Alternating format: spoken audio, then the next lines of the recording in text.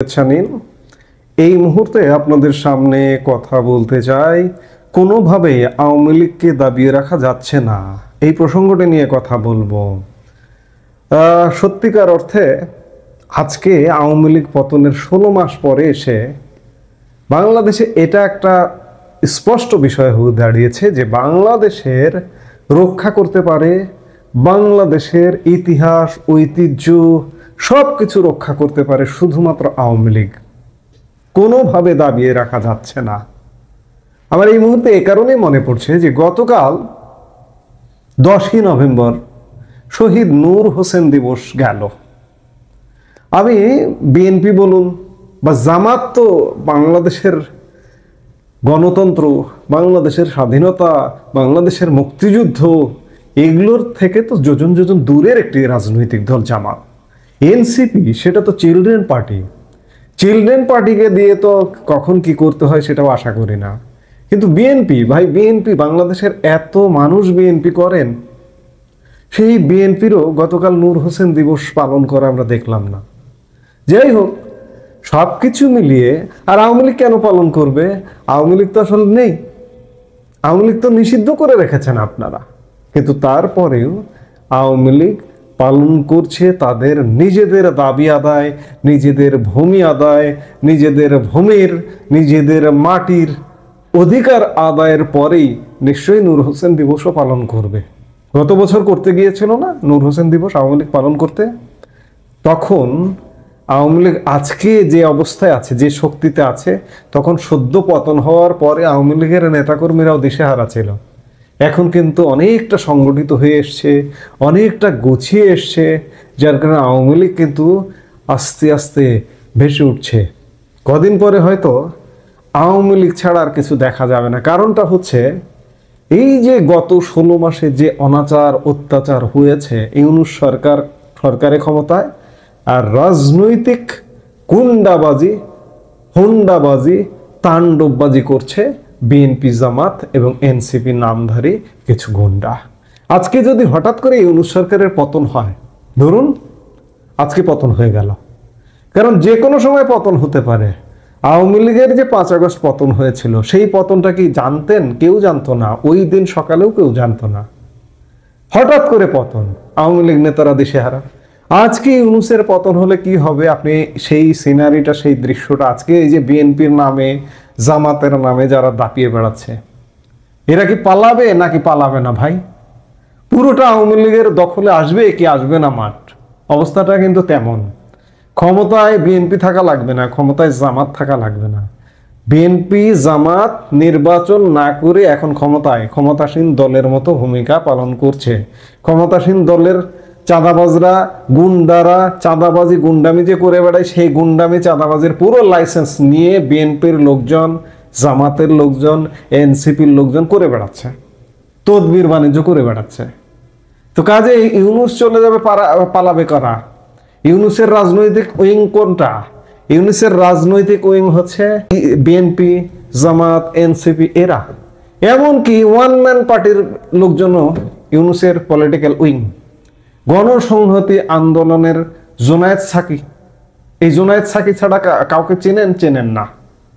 এগুলো অনেকবার বলেছি, আবারও বলছি, এইরকম জোনায়েদ সাকি মার্কা রাজনৈতিক দলগুলো এখন ইউনূসের পলিটিক্যাল উইং। কাজেই ইউনূসের পতন হওয়ার সাথে সাথে এরা কিন্তু গর্তে ঢুকে যাবে। এরা তো ভারতেও পালাতে পারবে না। এদের যে কি করুণ পরিণতি অপেক্ষা করছে সেটা ভাবলে গা শিউরে ওঠে। আমি যেটি দিয়ে আলাপ শুরু করেছিলাম যে আওয়ামী লীগকে আসলে দাবিয়ে রাখা যাচ্ছে না, সরকার নানা রকম ষড়যন্ত্রে লিপ্ত। এই যে চলমান আওয়ামী লীগের কর্মসূচি, চূড়ান্ত কর্মসূচি, আগামী পরশু লকডাউন, এই লকডাউনকে কেন্দ্র করে আওয়ামী লীগের যে জোয়ার শুরু হয়েছে, এই জোয়ারকেও সরকার কোনোভাবে বাধা দিয়ে, দমিয়ে, দাবিয়ে রাখতে পারছে না। নানা রকম কলঙ্ক লেপন করার চেষ্টা করছে। দেখুন, এনসিপির অফিসের সামনে ককটেল হামলা করেছে। কে করেছে? যে ছেলেটি করেছে, ধরা পড়েছে, সে শাহবাগ শিবিরের রাজনীতির সঙ্গে জড়িত। বাসে আগুন দিয়েছে যুব দলের সদস্য, যুব দলের। এই যে গতকালকে ল্যাব-এইডের সামনে যে বাসে আগুন দেওয়া হলো ধানমন্ডি যুব দলের সাথে জড়িত।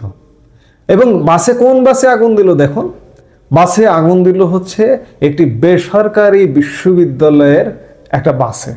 এর কারণটা হচ্ছে যে আওয়ামী লীগের বিরুদ্ধে বেসরকারি বিশ্ববিদ্যালয়ের শিক্ষার্থীদের খেপিয়ে দেওয়া। কিন্তু কোনো লাভ হয়েছে? আজকে প্রায় 12-14 ঘন্টা হয়ে গেছে, বেসরকারি বিশ্ববিদ্যালয়ের শিক্ষার্থীদের কোনো প্রতিক্রিয়া দেখেছেন? তাদের বাবা মা আছে না? তাদের বাবা মা অন্ততপক্ষে সন্তানদের এটি বুঝিয়ে দিয়েছে, তোর উন্মাদ হয়ে জুলাই আগস্টে যেভাবে নেমেছিল সেটা আর নামানো যাবে না, নামলে ভাত বন্ধ। বাবা মা ভাত বন্ধ করে দিয়েছে। আবার এই যে গত বছর জুলাই আগস্টের সমন্বয়ক নামধারী যে গুন্ডামি, সেই গুন্ডামি করবারও গুন্ডাদের সাথে আবেগে আপ্লুত হয়ে ভালো শিক্ষার্থীরাও মাঠে নেমেছিল। তাদের বাবা মা আছে না? তাদের বাবা মাও সন্তানদের হুঁশিয়ার করে দিয়েছে কোনোভাবে কোনো সাউন্ড করা যাবে না। কারণ গত 16 মাসে বাংলাদেশ দেখছে যে বাংলাদেশ কিভাবে পতন হয়েছে, বাংলাদেশের সর্বক্ষেত্রে বাংলাদেশ দেখছে। এজন্য এতভাবে আওয়ামী লীগকে দাবিয়ে রাখার চেষ্টা হচ্ছে এবং সামনে আরো 2-3 দিনে নানা রকম ষড়যন্ত্র, নানা রকম উস্কানি তৈরি করা হবে যাতে আওয়ামী লীগ তাদের কর্মসূচি সুষ্ঠুভাবে করতে না পারে। এর প্রধানতম কারণ আওয়ামী লীগকে দাবিয়ে রাখা, কিন্তু কোনো কিছুতেই সম্ভব হচ্ছে না। আওয়ামী লীগ তো আগুন সন্ত্রাস করেনি। এই যে গত 16 মাস না হলে অন্ততপক্ষে 10 মাস যাবৎ বিভিন্ন জায়গায় ঝটিকা মিছিল হচ্ছে। আওয়ামী লীগ কি কোথাও চোরাগোপ্তা হামলা করেছে? গ্রামীণ ব্যাংকের সামনে গতকালকে ককটেল বিস্ফোরণ করেছে। ফরহাদ মাজার তাদের মোহাম্মদপুরে প্রবর্তনা নামে একটি দোকান আছে, সেই দোকানের সামনে ককটেল হামলা করেছে। এটা কারা করছে? উস্কানি তৈরি করার জন্য, আওয়ামী লীগের বিরুদ্ধে উস্কানি তৈরি করার জন্য এগুলো সরকারের পক্ষ থেকে করা হচ্ছে। সরকারিভাবে রাষ্ট্রীয় পৃষ্ঠপোষকতায় 32 নম্বর বুলডোজার দিয়ে যখন গুড়িয়ে দেওয়া হয়, তখন ককটেল বিস্ফোরণ, 10টা বাস পোড়ানো, 10টা মানুষকে হামলা করা, এগুলো সরকারি পৃষ্ঠপোষকতায় করা হচ্ছে আওয়ামী লীগের বিরুদ্ধে খেপিয়ে দেওয়ার জন্য। কিন্তু বাংলাদেশের সাধারণ জনগণ অন্ততপক্ষে 16 মাসে হাড়ে হাড়ে টের পেয়েছে, বুঝতে পারছে যে আওয়ামী লীগ ছাড়া উপায় নেই গোলাম হোসেন। বিশ্ব মিডিয়াও ইঙ্গিত দিচ্ছে যে ইউনূসের পতনের পরেই আওয়ামী লীগ। কাজেই কোনো কিছুতে আর দাবিয়ে রাখা যাবে না। মানুষ জেগেছে, মানুষ আর একবার সুযোগ পেয়েছে এ দেশ বিরোধী, বাংলাদেশ বিরোধী, মুক্তিযুদ্ধ বিরোধী শক্তিকে পরাজিত করার। আমার বিশ্বাস সেই শক্তিকে পরাজিত করে বাংলাদেশ মাথা তুলে দাঁড়াবেই। আমরা সেই বাংলাদেশের প্রত্যাশায়, এবং সেটি আওয়ামী লীগই করবে।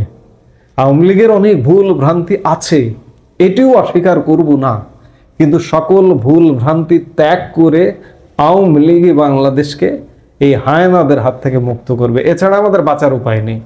না হলে আমরা করুণ এক পরিণতিতে যাব। করুণ পরিণতিতে যাব না, এটার একটা নানা রকম হিসেব আছে। আমরা ভৌগোলিক কারণেও করুণ পরিণতিতে যাব না।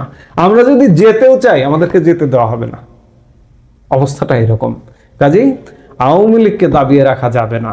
যারা মনে করছেন আওয়ামী লীগকে বাদ দিয়ে কিংবা প্রতিবেশীকে বাদ দিয়ে, ফ্রাঙ্কলি স্পিকিং, যে প্রতিবেশী দেশ ভারতকে বাদ দিয়ে বাংলাদেশকে নিয়ে বিশাল সুখে শান্তিতে বসবাস করিবেন, তাহা হইবে না ভাই। যে বাঙ্গুরা চিন্তা করছেন, যে জঙ্গিরা চিন্তা করছেন, সেই চিন্তা হবে না। কাজে আওয়ামী লীগকে দাবিয়ে রাখা যাচ্ছে না, যাবে না। আওয়ামী লীগ আসছে, আওয়ামী লীগ আসবে। এই মুহূর্তে এ পর্যন্ত। সবাই ভালো থাকুন, সুস্থ থাকুন। আসসালামু আলাইকুম প্রিয় দর্শক, আমরা কি দেখতে পাচ্ছি যে বাংলাদেশ জামায়াতে ইসলামী, তারা এখন রাজনীতির মাঠটাকে বেশ গরম করে রেখেছে। গরমটা কিভাবে? তারা 5 দফা দাবিতে একটা বড় সড়ো আন্দোলনে যাচ্ছে এবং তারা বলেছে যে 11 তারিখে তারা ঢাকা শহরে একটা মহাসমাবেশ করবে এই দাবির চূড়ান্ত দাবি আদায়ের জন্য।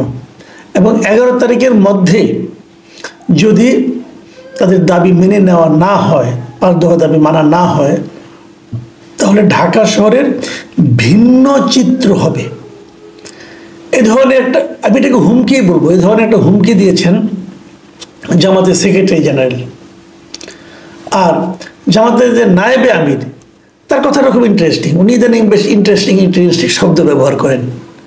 তিনি বলেছেন যদি সোজা আঙুলে ঘি না ওঠে তাহলে তিনি আঙুল বাঁকা করবেন, তবে ঘি আমাদের লাগবেই। আমি হুবহু পড়ছি কিন্তু। সুতরাং যা বোঝাতে চাই বুঝে নিন, নো হাঙ্কি পাঙ্কি, জাতীয় নির্বাচনের আগে গণভোট লাগবেই। এই হলো সৈয়দ আবদুল্লাহ মোহাম্মদ তাহের, যিনি জামায়াতে ইসলামীর নায়েবে আমির, ওনার বক্তব্য। এখন আমি তাহের সাহেবের বক্তব্য নিয়ে আগে আলোচনা করি। আমি তাহের সাহেবের বক্তব্যে কয়েকটা শব্দ আমার খুব মনে ধরেছে আর কি। যেমন একটা হলো আঙুল বাঁকা করবেন উনি, এটা বলতে উনি কি বোঝাচ্ছেন বুঝতে চাই। আর 2 নম্বর হলো ওনাদের ঘি লাগবেই। এই ঘি জিনিসটাই কি, এই সবই তো প্রতীকী অর্থে, আমি প্রতীকগুলো নিয়ে আলোচনা করতে যাচ্ছি। আর 3 নম্বর হলো যে no hanky panky, hanky panky শব্দটা কি, এটা আমি একটু বুঝতে চাই।